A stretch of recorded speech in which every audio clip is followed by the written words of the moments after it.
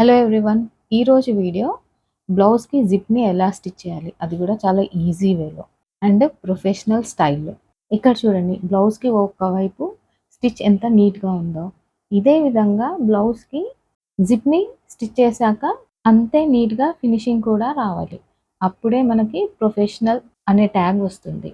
So, first arm whole నుంచి కింది వైపుకి 2 ఇంచెస్‌కి కానీ, లేకుంటే 1 ఇంచ్‌కి కూడా మార్క్ చేసుకోవచ్చు. నేనిక్కడ 2 ఇంచెస్‌కి మార్క్ చేసుకుంటున్నాను. అండ్ ఈ లైన్ కనిపిస్తుంది కదా! ఇది మన సివ్ లైన్. అంటే దీని మీదనే మనము జిప్‌ని పెట్టి సివ్ చేయాలి. అండ్ ఈ సివ్ లైన్ అనేది బయట వైపు ఉంది.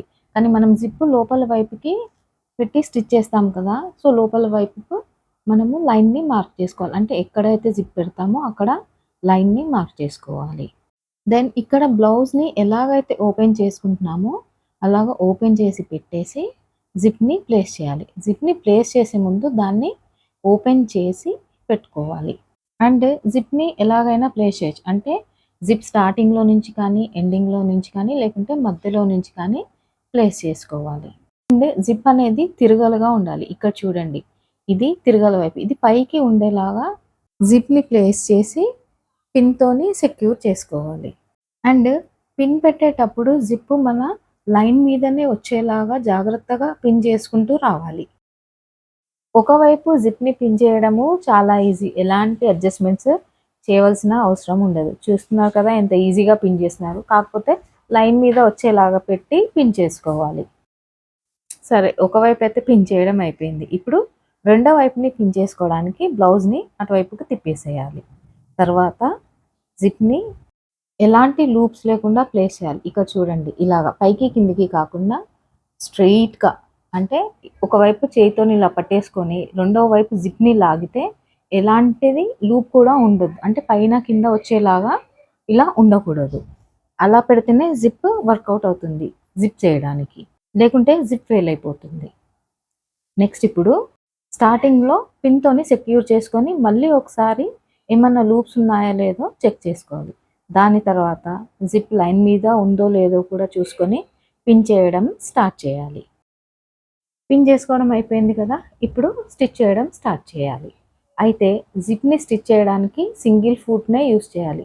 డబుల్ ఫుట్‌తోని జిప్‌ని స్టిచ్ చేయడము కొంచెం ప్రాబ్లమాటిక్‌గా ఉంటుంది. ప్రాక్టీస్ ఉంటే మాత్రం చేయొచ్చు. లేకుంటే మాత్రం ఎవరైతే బిగినర్స్ ఉన్నారో వాళ్ళు సింగిల్ ఫుట్‌నే పెట్టేసుకొని జిప్‌ని స్టిచ్ చేయడం స్టార్ట్ చేయండి. అండ్ జిప్‌ని స్టిచ్ చేసేటప్పుడు జిప్ పైన ఉంటుంది కదా! దాన్ని బయట వైపుకి కొంచెము జరిపేసుకొని ఎడ్జ్‌లో స్టిచ్ చేసుకోవాలి. ఇక్కడ చూసిన విధంగానే స్టిచ్ చేయండి. అండ్ జిప్ ఎడ్జ్‌లో స్టిచ్ అయిపోయాక రఫ్ చేసుకోండి. దీనితో జిప్ లాక్ అయిపోతుంది. తర్వాత పిన్స్ రిమూవ్ చేసేసుకోవాలి. నెక్స్ట్ వేరే వైపు స్టిచ్ చేయాలి అంటే బ్లౌజ్‌ని తిప్పేసుకోవాలి. అప్పుడు జిప్ లాక్ పైకి వస్తుంది. అంటే పైనుంచి మనము జిప్‌ని స్టిచ్ చేయడము స్టార్ట్ చేయాలి. అయితే స్టార్టింగ్‌లోనే మనము జిప్‌ని స్టిచ్ చేసేటప్పుడు రఫ్ చేసుకోవాలి. అండ్ జిప్‌ని బయటి వైపుకి ఓపెన్ చేసి ఎడ్జ్‌లో స్టిచ్ వేసుకుంటూ వెళ్ళాలి. దీనితో రెండో వైపు జిప్ కూడా స్టిచ్ అయిపోతుంది. నెక్స్ట్ పిన్స్ తీసేసి చెక్ చేసుకోవాలి. మనం జిప్ కరెక్ట్‌గా లైన్ మీద స్టిచ్ చేశామా లేదా అనేది కూడా చూసుకోవాలి. ఇది చూసుకున్న తర్వాత జిప్‌ని క్లోజ్ చేసుకోవాలి. ఇది క్లోజ్ చేసేటప్పుడు తెలుస్తుంది మనం ప్రాపర్‌గా స్టిచ్ చేశామా లేదా, అండ్ వేస్ట్ దగ్గర జిప్ లైన్ సేమ్ హైట్‌లో ఉందో లేదో కూడా తెలిసిపోతుంది. ఇక్కడ చూడండి, జిప్ అయితే ప్రాపర్‌గా స్టిచ్ అయిపోయింది. అండ్ వేస్ట్ లైన్ కూడా ఈక్వల్‌గానే ఉంది, పైకి కిందకి రాకుండా. చూడండి, ఇది పైన పార్ట్ అంటే స్లీవ్ పార్ట్. ఇది కింద జిప్ వేసిన పార్ట్. నీట్‌గా ఉంది కదా!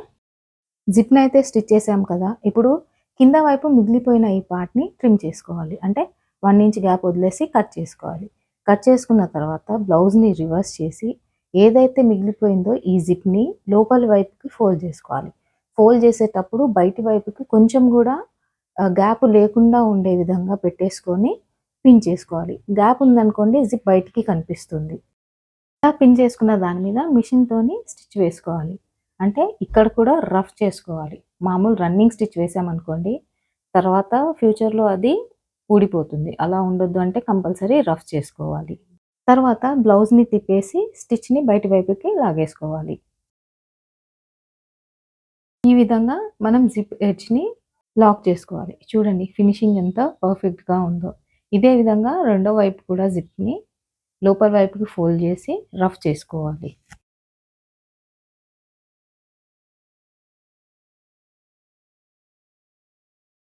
ఫైనల్లీ జిప్ రెడీ అయిపోయింది. ఒకసారి మళ్ళీ జిప్ పెట్టి చూద్దాము. చూడండి. కింద వైపు మనకి వేస్ట్ లైన్ దగ్గర అటువైపు, ఇటువైపు వేస్ట్ ఈక్వల్‌గా ఉన్నాయి. అండ్ జిప్ ఫినిషింగ్ గూడా చాలా బాగా వచ్చింది. మళ్ళొకసారి బ్లౌజ్‌కి వేరే వైపు ఫినిషింగ్ చూద్దాం. చూడండి. ఇక్కడ ఎక్కడ కూడా రా ఎడ్జెస్ మనకి కనిపించటం లేదు. అంతా లోపల వైపుకి ఫోల్డ్ చేసే ఉంది. కానీ జిప్ ఉన్న ప్లేస్‌లో రా ఎడ్జెస్ ఉన్నాయి. దీనికోసము ఈ రా ఎడ్జెస్‌ని ఒకవైపు హాఫ్ ఇంచ్ లోపలికి ఫోల్డ్ చేసి మెషిన్ స్టిచ్ రన్ చేయాలి. ఈ మెషిన్ స్టిచ్ అనేది వేస్ట్ లైన్ నుంచి arm hole through sleeve edge వరకు వేసుకుంటూ వెళ్ళాలి. జిప్‌కి రెండో వైపు ఎడ్జ్‌ని కూడా ఇలాగే హాఫ్ ఇంచ్ లోపలికి ఫోల్డ్ చేసి మెషిన్ స్టిచ్ వేసుకోవాలి. చూడండి ఫినిషింగ్ ఎంత నీట్‌గా ఉందో. కానీ ఇది పైకి లేస్తూ ఉంటుంది. ఇది లేవకుండా ఉండాలి అంటే దీనికి హెమ్మింగ్ చేయాలి. మనం నెక్ లైన్‌కి ఎలా చేస్తామో ఇక్కడ కూడా అలాగే చేయాలి. అండ్ హెమ్మింగ్ చేసేటప్పుడు థ్రెడ్ బయట వైపుకి కనిపించకుండా జాగ్రత్తగా లైనింగ్ మీదనే థ్రెడ్ వచ్చేలాగా హెమ్మింగ్ చేసుకుంటూ వెళ్ళాలి. దీనితో zip stitching and finishing completed. చూడండి ప్రొఫెషనల్ స్టైల్‌లో మనము జిప్ ఎలా స్టిచ్ చేసాం. మీరు కూడా ఇదే ప్రొసీజర్‌ని ఫాలో అయిపోయి మీ బ్లౌజ్‌కి ఒక ప్రొఫెషనల్ లుక్ ఇవ్వండి. ఈ వీడియో నచ్చితే ఏం చేయాలో తెలుసు కదా? Like and subscribe.